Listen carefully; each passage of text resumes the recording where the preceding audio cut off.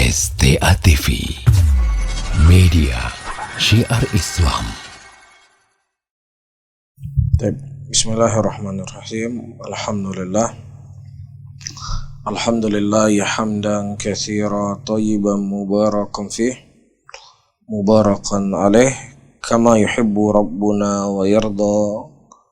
Wa usalli wa usallim ala nabiyyina al-karim Muhammadin wa ala alihi wa ashabihi wa man tabi'ahum bi ihsanin ila yaumiddin.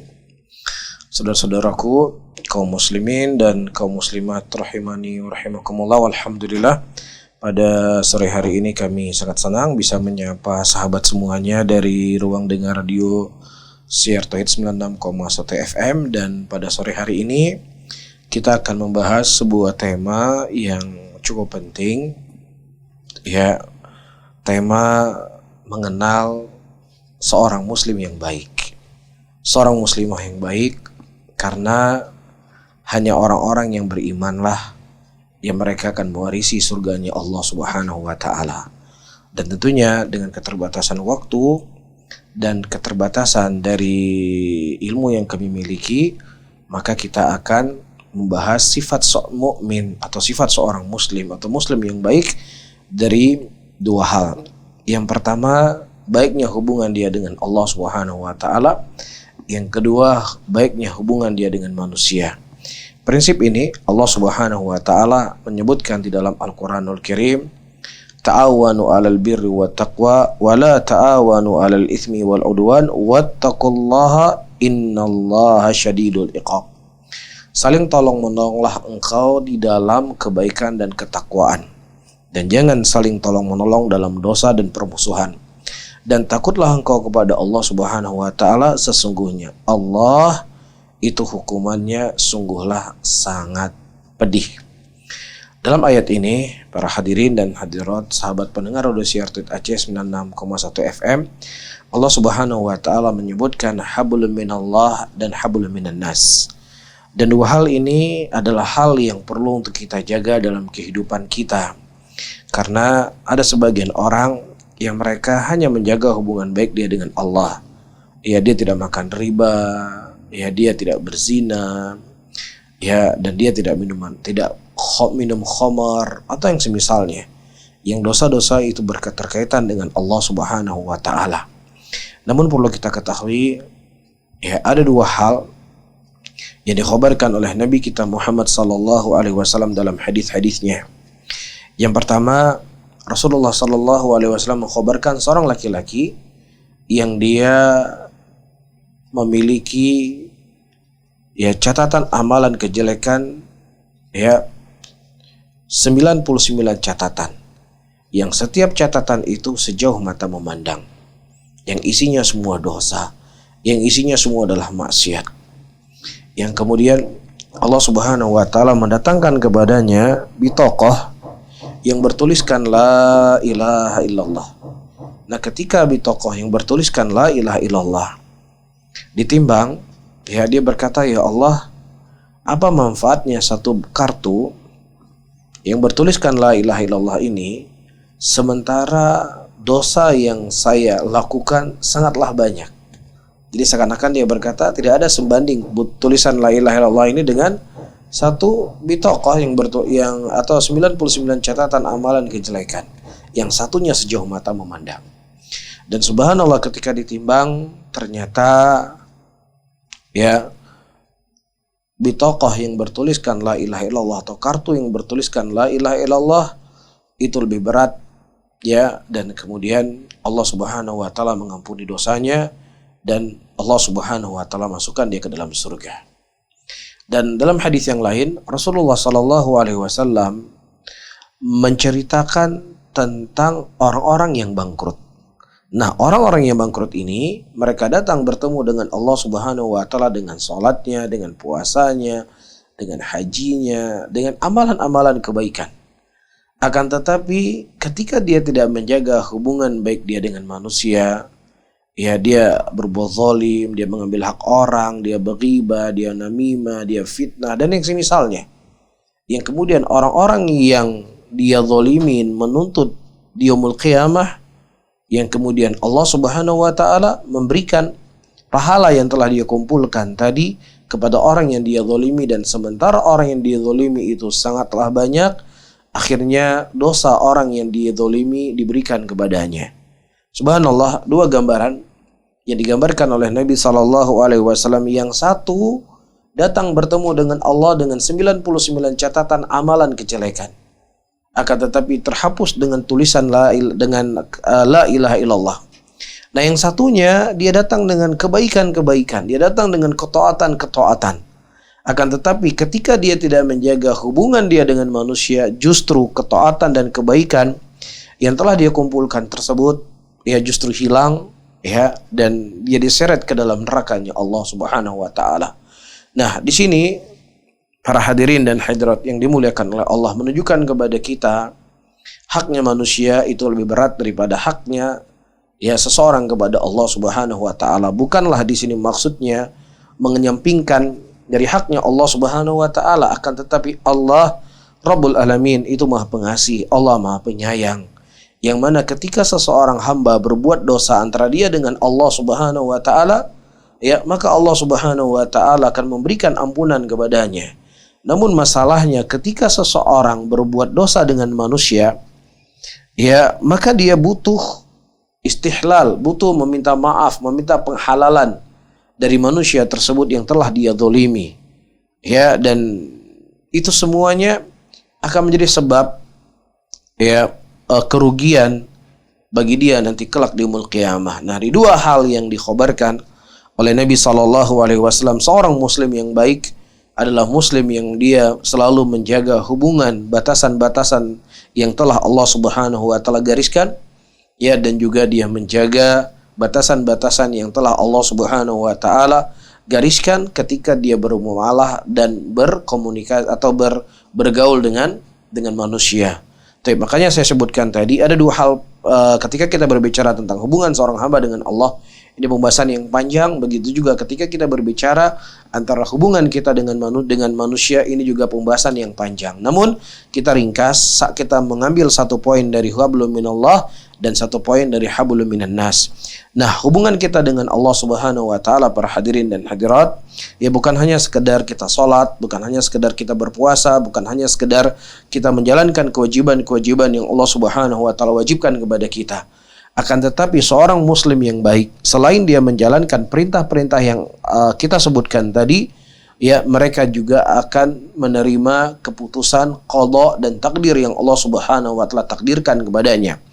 Karena perintah salat, perintah puasa yang dia tekuni, yang dia jalani, ya, itu sebenarnya sama juga kondisinya ketika kita menerima keputusan Allah. Karena yang satu adalah perintah Allah untuk salat, dan satu lagi ya adalah perintah untuk kita menerima ketetapan yang Allah Subhanahu wa taala tetapkan. Yang satu Allah tetapkan kepada kita kewajiban salat, yang satu Allah Subhanahu wa taala tetapkan kepada kita untuk menerima dan bersabar dari takdir yang Allah Subhanahu wa taala takdirkan kepada kita. Ada satu konsep hidup yang perlu untuk kita ketahui di dalam permasalahan yang sedang kita bahas ini. Ya, bagaimana seorang muslim yang baik, ya, dia akan menerima takdir yang Allah Subhanahu wa taala takdirkan kepadanya. Perlu kita ketahui, dunia ini bukanlah tempat kita menggantungkan harapan kita. Ya, dunia ini bukanlah tempat kita ya akan mendapatkan seluruh apa yang kita inginkan. Ya, tetapi dunia ini silakan kita menggantungkan harapan kita, akan tetapi harapan itu bisa kita dapatkan dan bisa tidak kita dapatkan. Nah, dari titik inilah seseorang harus menyadari itu semuanya adalah ketetapan yang Allah Subhanahu wa taala takdirkan, yang Allah dengan ilmunya, dengan keadilannya, Allah Subhanahu wa taala bisa menetapkan A, bisa menetapkan B, bisa menetapkan C. Nah, disitulah dibutuhkan bagi manusia untuk bisa memahami dan menerima dan ridho dari ketetapan yang Allah Subhanahu wa taala telah tetapkan. Baik. Kita kembali kepada masalah yang saya sebutkan tadi, bahwasannya ya seorang kehidupan kita di dunia ini adalah kehidupan yang kita tidak bisa menggantungkan secara totalitas Ya, harapan kita. Jangankan kita manusia biasa, Nabi Muhammad SAW sebagai seorang nabi, sebagai seorang rasul, kekasihnya Allah Subhanahu wa taala, ya, dan Khalilullah, ya, beliau ada harapan-harapan yang itu, ya, beliau dapatkan, dan ada harapan-harapan yang beliau tidak dapatkan. Ada dua kasus ketika Rasulullah SAW berharap untuk beribadah kepada Allah Subhanahu wa taala, untuk bisa tawaf di Ka'bah pada perjanjian Hudaybiyah pada waktu itu, yang mereka sudah membawa hewan hadyu atau hewan hadyunya, hewan disembelihan, ya kan, mereka sembelih nanti di Mekah. Ya, tentunya ini adalah hal yang berat dalam persiapannya. Ini bukan hal yang kecil. Seandainya mereka tidak membawa hadyu, membawa badan mereka saja sudah cukup berat dengan perjalanan berhari-hari. Nah, apalagi perjalanan yang mereka membawa hewan, ya, sembelihan pada waktu itu disembelih di Mekah, yang mereka sudah begitu rindu dengan Mekah, yang mereka sudah lama tidak ke Mekah. Ya, kita bisa bayangkan bagaimana kerinduan mereka ke kampung halaman, dan terlebih di situ ada Ka'bah tempat mereka bertawaf. Nah, setelah perjalanan yang panjang tadi, ternyata Rasulullah SAW dihadang oleh musyrikin, yang kemudian beliau tidak diberikan izin untuk masuk ke kota Mekah. Singkat cerita, Nabi SAW dan para sahabat semua kembali ke Madinah. Harapan mereka, keinginan mereka pun itu keinginan ibadah.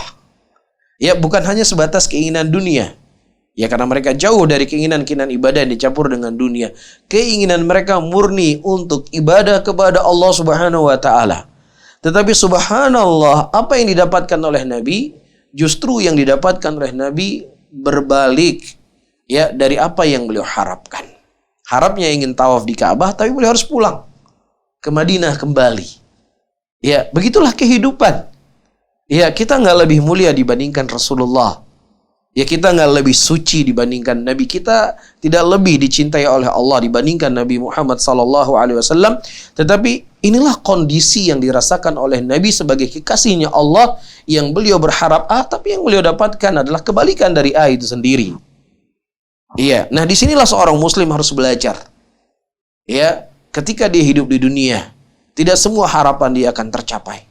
Begitu juga Nabi kita SAW di tahun Amul Huzun, tahun kesedihan, yang dimana Rasulullah SAW pada waktu itu beliau ditinggal oleh paman beliau dan ibu istri beliau, Khadijah radhiyallahu taala anha, yang mana tekanan-tekanan orang-orang musyrikin semakin dahsyat pada waktu itu, semakin kuat. Iya, yang akhirnya Rasulullah SAW beliau berhijrah, pergi meninggalkan Mekah untuk pergi ke Taif, atau beliau meninggalkan Mekah untuk, bukan hijrah, meninggalkan Mekah untuk ke Taif, yang mana harapan beliau di Taif berdakwah beliau bisa diterima, ia bisa disambut oleh penduduk di sana, dan semakin akan mengokohkan dan pembela Islam. Tapi subhanallah, lagi-lagi harapan Nabi SAW tidak sebagaimana yang beliau harapkan. Ya, bahkan ya sangat jauh dibandingkan harapan Nabi. Nabi berharap mereka bisa menerima dakwah semakin kuat. Tapi itu menjadi momen yang paling menyedihkan dalam kehidupan Nabi Muhammad SAW.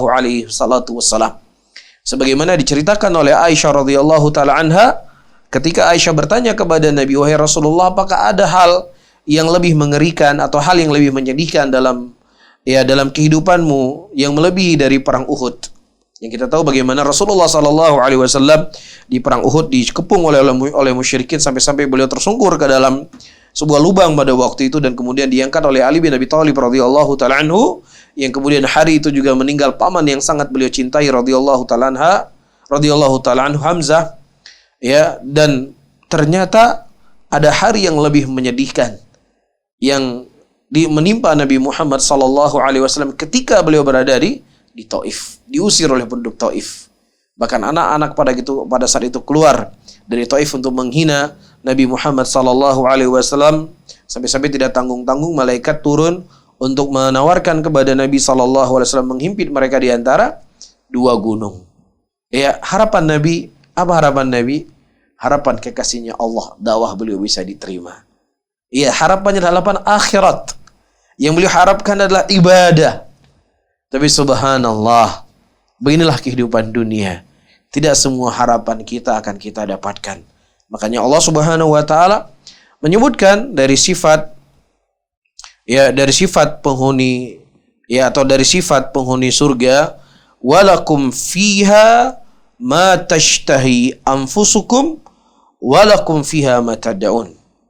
Nah, di dalam surga kalian akan mendapatkan apapun yang kalian inginkan. Itulah surga.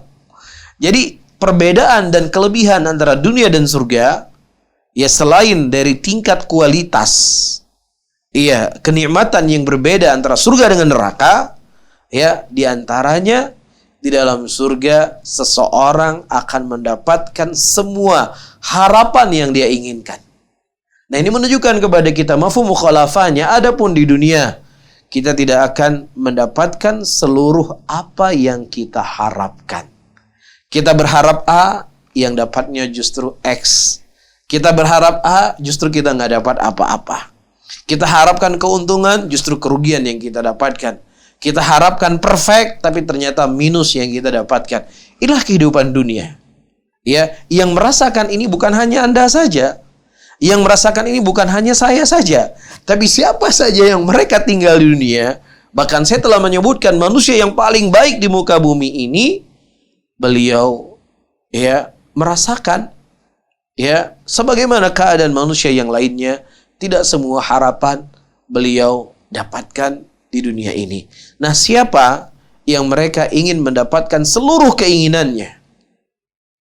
Bahkan dia akan mendapatkan lebih dari apa yang dia ekspektasikan. Dia akan mendapatkan sesuatu yang lebih besar yang dia harapkan. Itu hanya ada di surga. Itu tidak akan pernah Anda dapatkan di rumah Anda dengan istri Anda. Itu tidak akan pernah Anda dapatkan di sekolah.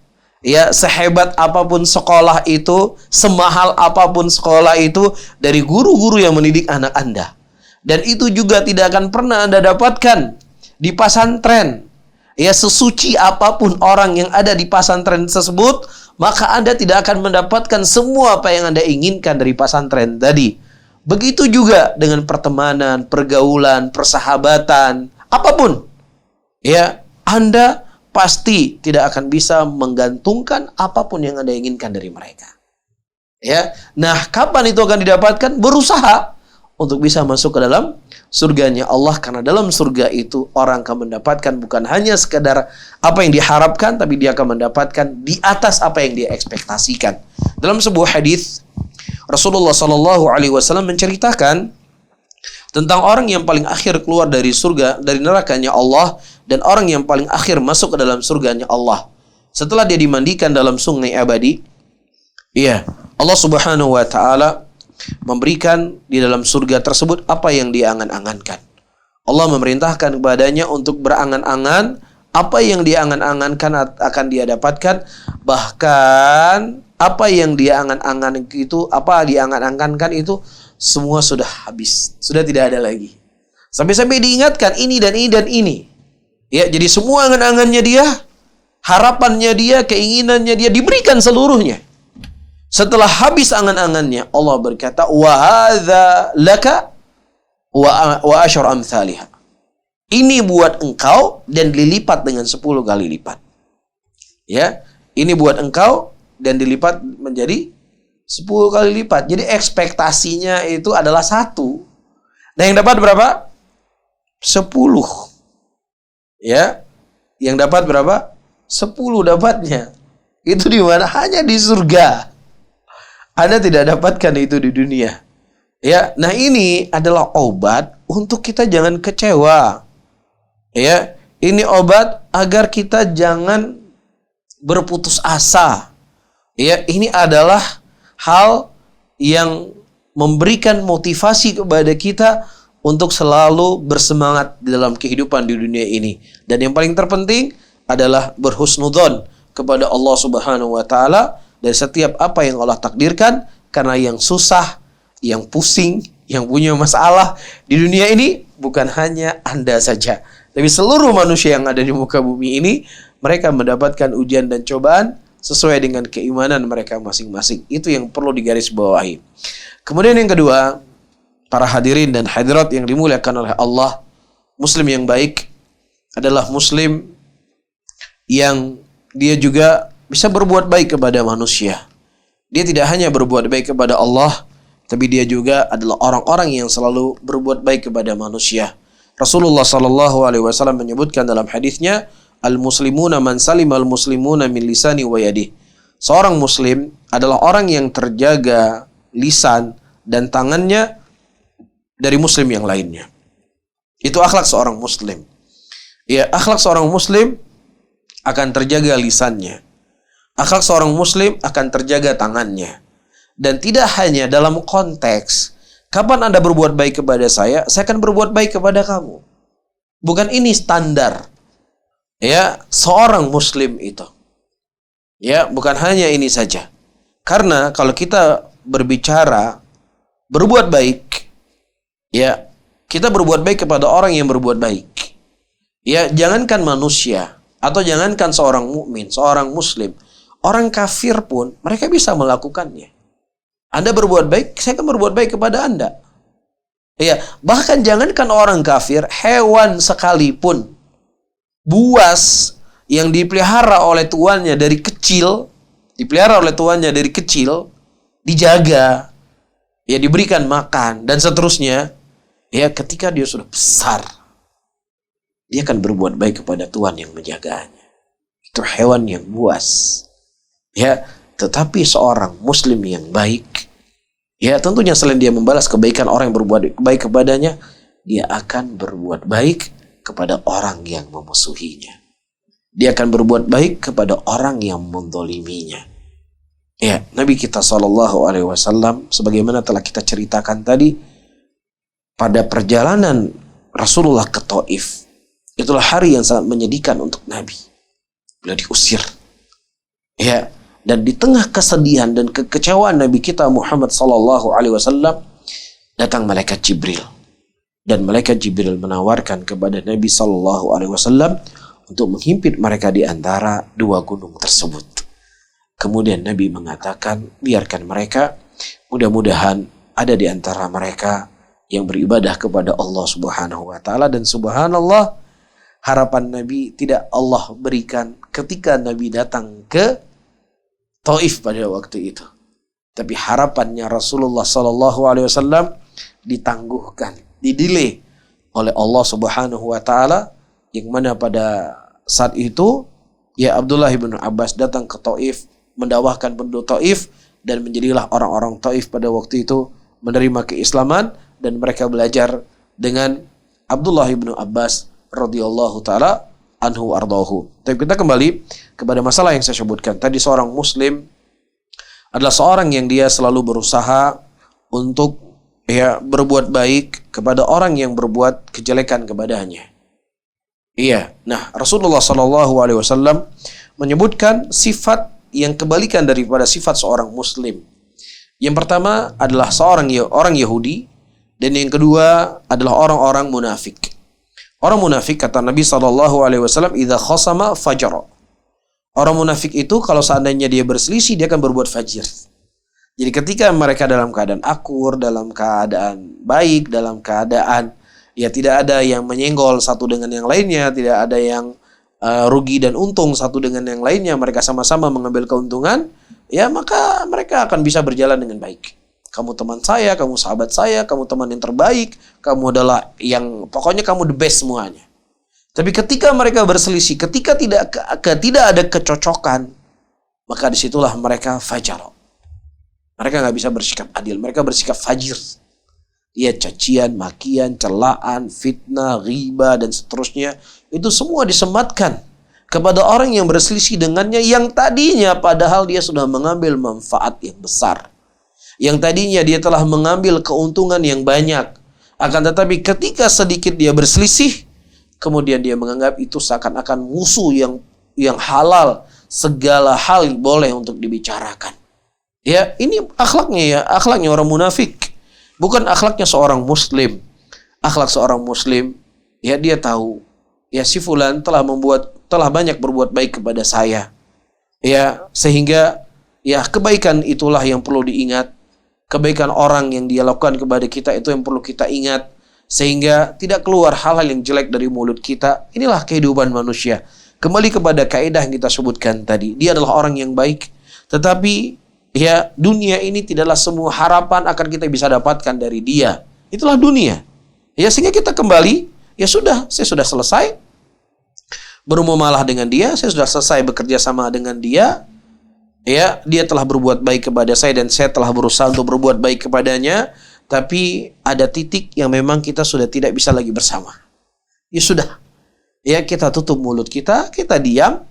Ya, semoga pahala yang telah kita kumpulkan dengan kita berbuat baik kepadanya itu kan kita ambil di depan Allah Subhanahu wa taala, walaupun kita sudah tidak ada lagi manfaat duniawi yang kita ambil dari dia.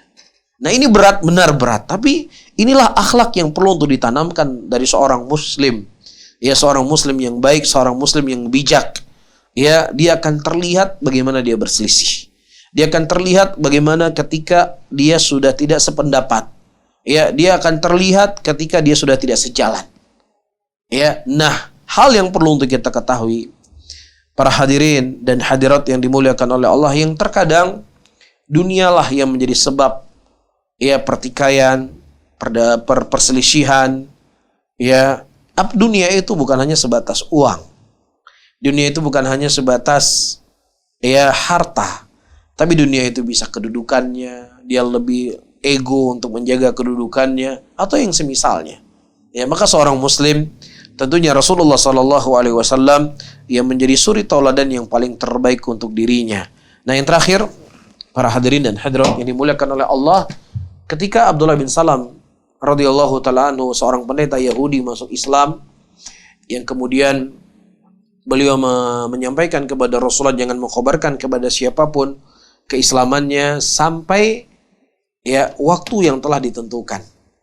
Kemudian apa yang terjadi ketika waktu tiba, Rasulullah SAW mengajak orang-orang Yahud untuk masuk Islam, dan kemudian mereka bengal tetap dengan keyakinannya. Rasulullah bertanya kepada mereka, bagaimana menurut kalian kalau seandainya Abdullah bin Salam itu masuk Islam? Kemudian kata mereka, tidak mungkin orang sebaik Abdullah bin Salam itu masuk Islam, karena dia adalah pendeta yang terbaik dari kalangan kami, anak yang terbaik dari kalangan kami, manusia yang terbaik, perfect pokoknya. Segala kebaikan-kebaikan mereka nisbatkan kepada Abdullah bin Salam. Kemudian tiba-tiba Abdullah bin Salam keluar dari tempat dia bersembunyi, dan kemudian beliau berkata, wahai masyarakat Yahudi, ya sesungguhnya lah Nabi yang telah kukhabarkan dan telah kubacakan kepada kalian dari kitab Taurat, dan aku telah beriman kepadanya, asyhadu an la ilaha illallah wa asyhadu anna Muhammadar Rasulullah. Kemudian kata Yahudi ini, anta syarruna wa bani syarrina, engkau adalah manusia yang paling jelek dari kalangan kami dan anak manusia yang paling terjelek dari kalangan kami. Cacian, makian ya disematkan kepada Abdullah bin Salam yang tadinya baru dia sanjung karena sudah tidak sejalan, karena sudah berselisih, karena sudah tidak sependapat. Kemudian cacian demi makian akan keluar dari mulut mereka. Kemudian Abdullah bin Salam berkata kepada Nabi SAW, ya Rasulullah, demikianlah kondisi dan keadaan orang-orang Yahudi. Mereka tidak pernah bersikap bijak. Nah, seorang muslim yang baik, ya, seorang yang bukan hanya membalas kebaikan dengan kebaikan, tapi seorang muslim yang baik, dia bijak dalam menyikapi lisannya, menyikapi tulisannya dari orang-orang yang berselisih dengannya. Barakallahu fikum. Ya, mungkin ini yang bisa saya sampaikan dari materi kajian kita di sore hari ini.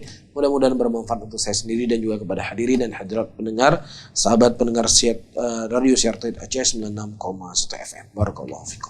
Masya Allah, jazakallah khairan Ustaz atas penyampaian kajiannya. Sahabat pendengar Radio Syiar Tauhid Aceh, alhamdulillah baru saja telah kita simak dan dengarkan bersama kajian bersama Ustaz kita. Langsung saja kita ke sesi tanya jawab yang insya Allah akan kita bacakan beberapa pertanyaan yang sudah masuk, Ustaz. Baik, kita bacakan pertanyaan yang pertama, Ustaz. Assalamualaikum, Ustaz. Waalaikumsalam warahmatullahi wabarakatuh. Setahu ana sejatinya seorang hamba yang baik adalah harus saling tolong menolong. Namun bagaimana jika orang yang kita tolong tersebut malah dia membuat kita merasa kecewa? Bagaimana sikap kita yang benar, Ustaz? Taib, nah seperti yang kita sebutkan tadi, konsep hidup kita di dunia ini ya kita adalah menolong. Ya, dan kita tidak berharap ada impact yang kita dapatkan dari apa yang telah dia lakukan kepada kita. Karena kalau ini yang kita harapkan, kita pasti akan kecewa.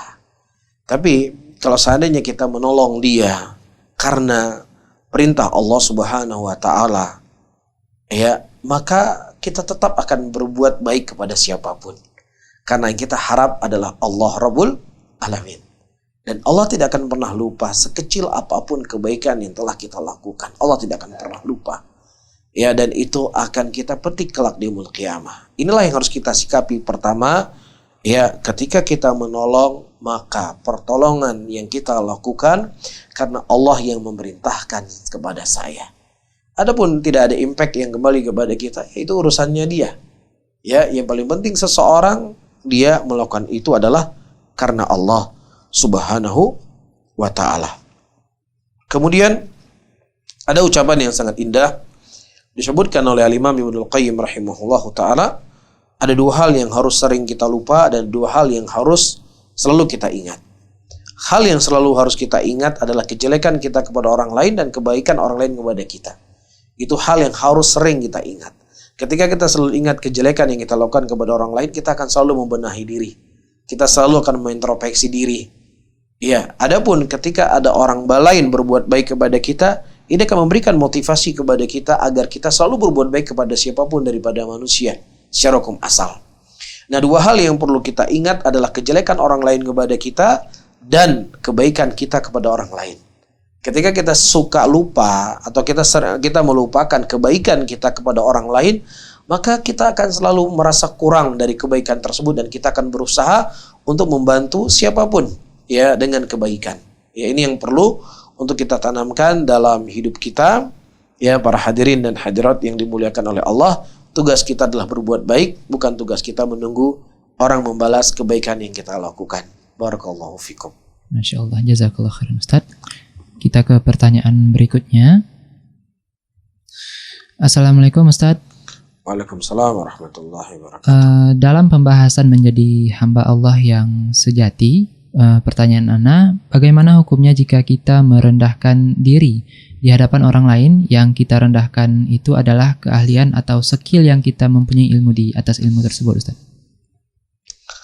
Taib, para hadirin dan hadirat yang dimuliakan oleh Allah, merendah diri, ya, dengan maksud dan tujuan, ya memang saya tidak punya keahlian apapun. Ya, tidak ada masalah seseorang merendahkan diri, tapi jangan sampai ketika kita merendah diri, di situ ada maksud-maksud, ada tendensi-tendensi tertentu. Ya, karena di antara jalan syaitan untuk menghancurkan amalan kebaikan yang kita lakukan adalah, ya, suka merendah diri dengan maksud dan tujuan untuk mendapatkan sanjungan dan pujian. Ya, ini salah satu dari perangkap-perangkap syaitan. Ya, misalnya seseorang dia ingin mendengar pujian dan sanjungan orang-orang kepadanya dari apa yang dia lakukan. Nah, ya, tidak ada cara untuk dia mendapatkan sanjungan tersebut kecuali dengan cara merendahkan dirinya.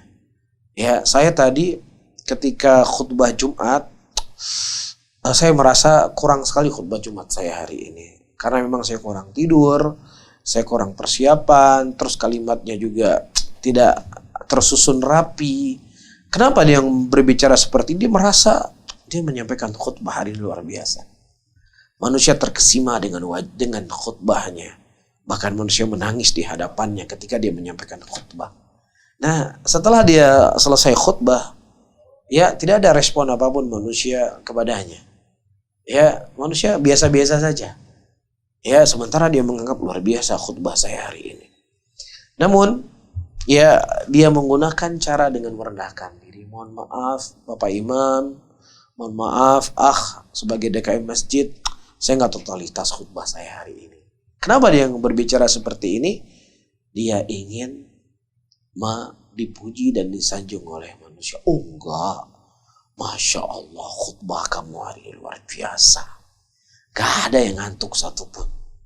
Semua matanya terpandang. Semua matanya menuju kepada khatib. Luar biasa.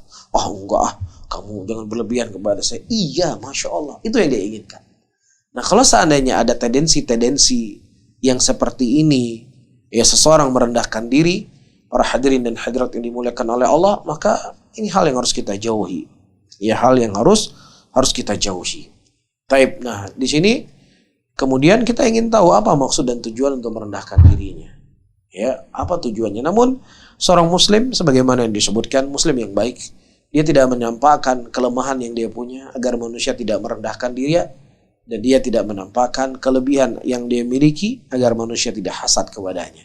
Itu secara hukum asal kehidupan seorang muslim, kecuali di sana ada maslahat, ada faktor-faktor yang kemudian dia bisa mengungkapkan kelemahannya atau kelebihan dia punya. Ada faktor-faktor luar lainnya, namun secara hukum asal seseorang semaksimal mungkin dia menutup kelebihan yang dia punya agar orang tidak hasad, dan menutup kekurangan yang dia punya agar manusia tidak hasad, tidak merendahkan dirinya. Wallahu a'lam bishawab. Masya Allah. Baik, kita ke pertanyaan berikutnya yang sudah masuk, Ustaz. Assalamualaikum, Ustaz. Waalaikumsalam. Ada Ummu Ihsan di sini pertanyaannya. Bagi kami kaum wanita ketika hendak masuknya bulan Ramadan, sudah memikirkan betapa letihnya badan ini nanti karena harus menyiapkan makan sahur, berbuka, dan pekerjaan ekstra lainnya. Sedang sangat ingin juga fokus beribadah, sehingga kadang timbul perasaan rasa putus asa sebelum Ramadan, Ustaz. Mohon nasihatnya untuk mungkin kami para ibu gitu, Ustaz. Taib, para hadirin dan hadirat rahimani rahimakumullah, dan terkhusus para ibu-ibu, ya tentunya di antara pintu-pintu kebaikan adalah ya mempersiapkan segala sesuatu untuk ibadah seseorang. Ya, dan di antara ibadah yang paling mulia bagi seorang ibu adalah mempersiapkan sesuatu ya untuk memudahkan suami dan anak-anaknya untuk berpuasa. Ya, dan inilah jalan kebaikan, dan inilah jalan menuju pahala surga. Inilah jalan untuk mendapatkan ridhonya Allah Subhanahu wa taala. Nah, keletihan ini dan kecapean ini, kepadatan kerja juga dirasakan oleh Fatimah radhiyallahu taala anha, yang kemudian dia mengadu kepada Nabi Muhammad sallallahu alaihi wasallam agar mencari seorang pembantu yang bisa membantu pekerjaan beliau di rumah beliau. Kemudian Nabi sallallahu alaihi wasallam tidak memarahi Fatimah, karena itu adalah tabiat yang memang bisa dirasakan oleh setiap wanita dalam mengurusi keluarganya. Tapi Nabi sallallahu alaihi wasallam memberikan semangat kepada Fatimah untuk membaca zikir-zikir sebelum beliau tidur, yang mana zikir itu sama seperti kekuatan mendapatkan seorang pembantu. Sehingga inilah yang perlu untuk ibu-ibu, dan terkhusus kepada yang bertanya, ya apa yang dilakukan untuk mengurusi anak dan keluarganya adalah hal-hal yang sifatnya ibadah. Itu adalah pendompong jalan menuju ibadah. Dan sana kaidah disebut oleh para ulama, al-wasailah laha akamul maqasid. Wasilah itu memiliki hukum yang ditujukan. Nah, ketika seseorang wasilah dia tidak akan bisa berpuasa dengan baik, tidak bisa tarawih dengan baik, tidak bisa beribadah dengan baik di bulan Ramadan, kecuali dengan pelayanan-pelayanan diberikan oleh si istri. Nah, jalan si istri untuk melayani dan menyempurnakan kemudahan ibadah keluarganya adalah ibadah kepada Allah Subhanahu wa taala. Namun ya mungkin tidaklah perlu untuk ya terlalu menyibukkan diri dengan masak makanan yang berlebih-lebihan. Ya, kalau memang kita bisa membeli makanan, di sana banyak saudara-saudara kita muslimin yang mereka berjualan di bulan Ramadan, yang mereka berjualan tersebut bisa mengumpulkan uang untuk bisa membeli baju baru kepada anak-anak mereka, bisa membelikan makanan yang bisa berbahagia nanti di bulan Ramadan. Kita bantu mereka dengan membeli makanan, minuman, apa yang telah dipersiapkan oleh saudara-saudara kita muslimin ya di jalanan atau di pasar-pasar. Ya, mudah-mudahan ini untuk mengumpulkan di antara dua kebaikan tadi. Ya, dari satu sisi kita tidak terlalu tersibukkan dengan terlalu banyak masak, ya sehingga terkadang membuat kita lelah, letih, kemudian sulit untuk kita beribadah. Ya, maka dengan mengumpulkan dua hal yang saya sebutkan tadi, Ya, mudah-mudahan bisa ekstra dalam membantu saudara-saudaranya dan bisa totalitas dalam beribadah di bulan Ramadan. Wallahu a'lam bishawab. Baik, Masya Allah. Jazakallah khairan Ustaz atas jawabannya. Kita masuk ke pertanyaan berikutnya, ada dari saudara Alfi dari Lambaruskep. Ustadz, bagaimana hukumnya seorang yang belum lunas puasanya pada tahun lalu sudah tahun ini berniat ingin puasa, bagaimana hukumnya Ustadz?